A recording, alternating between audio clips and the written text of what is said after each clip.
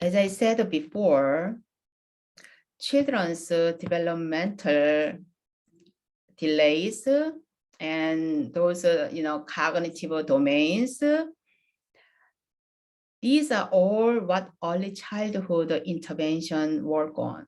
So early childhood interventions, we work on cognition, cognitive, communication, social, emotion, and physical and motor functions. So most of the highest prevalence of in early childhood intervention is communication delays. So it's a speech or language delays or both. So still IDEA use the term speech or language disorders. So when we say speech disorders, pretty much it could be a more like oral motor, and that speech more like a mechanical way we say speech. That speech is not expressive language we talk. Language disorder is expressive language and receptive language.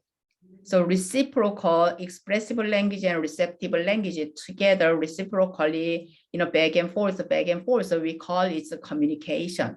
That's why we use the term in the field of communication disorders, communication, because expressive receptive language. So language is part of cognition. Cognition and language are very tied. There is no way the child will have a cognitive deficits, deficiency disorder without having language issues. So they are very reciprocal. And so that means language processing is pretty much cognitive processing. So expressive language and receptive language, especially receptive language, is an input here, and then you process, and the outputs are expressive language, right? Somebody said, what color do you like? And then, what color do you like? You heard that 5-6 words, and you understood that question. That means your processing, cognitive processing is done. And then my outputs are expressive language. I like red, I like blue, right? So that's cognitive processing. So without cognitive processing, they cannot answer. So that's expressive and receptive language. So cognitive and then communication. So many children, especially toddlers age over between 18 months is milestones for the verbal language, right? Babies started talking meaningful words, from 18 months. Some faster, growers, they could do before 18 months, but mostly this is a milestone age. Up to 24, we wait. So 6 more months, we wait, even though they could just delay, not fluently they talk, or even the words and phrase and sentences, it doesn't come. And then they may just contact the early childhood intervention center and just for the evaluation screening. And those communication is very important because communication directly related to their behavior. So I'm going to talk about this one in next lecture. So children with early childhood intervention is cognitive, and then mostly is communication. This communication is back and forth. And then social, emotional is definitely go with the communication. Or they're going to have even though they use linguistic communication, they're going to have a social communication disorder. This social communication disorder is social and emotional part. Okay, it's people skills. So it's very important. And social emotion plus communication together, that's what conversation means. However, we don't say conversation disorder, we say communication disorder. As I said before, communication is a basic human safety related and survival related. So it's needs-based, it has meanings. It has a purpose, right? When we study the communication, it's purpose.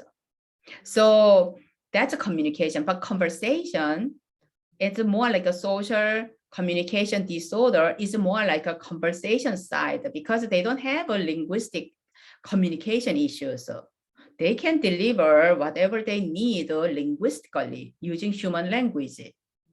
They can understand the person's words literally, concretely.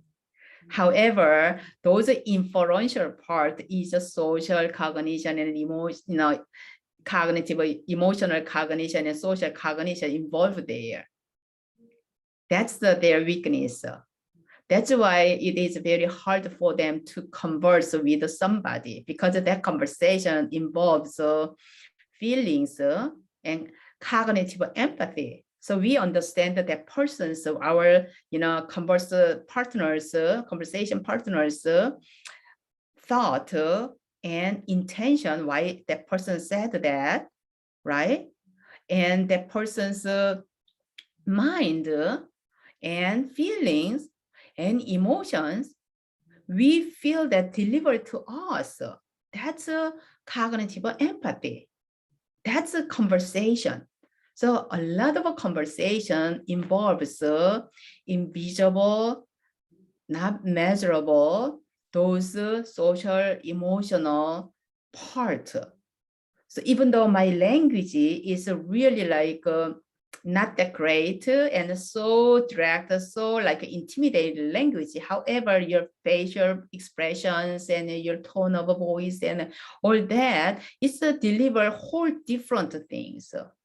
So communication is more like a literal way, need-based, more purpose, more purpose, more meanings there, meaningful, right? However, conversation is just a chatting. We could make a chatting, or we can sit down and have a meeting. So meeting is a kind of between communication and conversation together, right? Because at the meeting, still we gotta understand that person's words, not literally only. We need some inferential, contextual based inferential part. We have to get that. And then we need the social cognition and emotional cognition there. So that's the whole thing is very important. So early childhood interventions, that age, we have to understand that, and then we have to work on children's these communication skills. There, it is a very critical time, especially the children, potentially they could be a learning disability, they could be a mild intellectual disabilities. A lot of children with developmental delays, they have those potentials, okay, potential feature deficiencies. So early child intervention, those teachers, they gotta understand the whole this concept of working on that, not only just a factual behavioral communication they focus. Many our special education is too much disability focused interventions. Disability focused intervention means we don't see those antecedent or causes. We don't see those. We just right now child what skills they are deficient, what functions they have disabilities, and then we work on that. So child has the communication disorders. We say it's a hi, how are you? Fine, thank you. How are you? How are you? We just say those mechanical, functional, behaviors. We work on that, not instead of giving main engines, work on that. It's a cognition. There is no way, let's say, human physical actions, let's say about 20 actions we have. Even, I forgot her name, but Karen or somebody said babies, crawling and creeping is 25 different ways.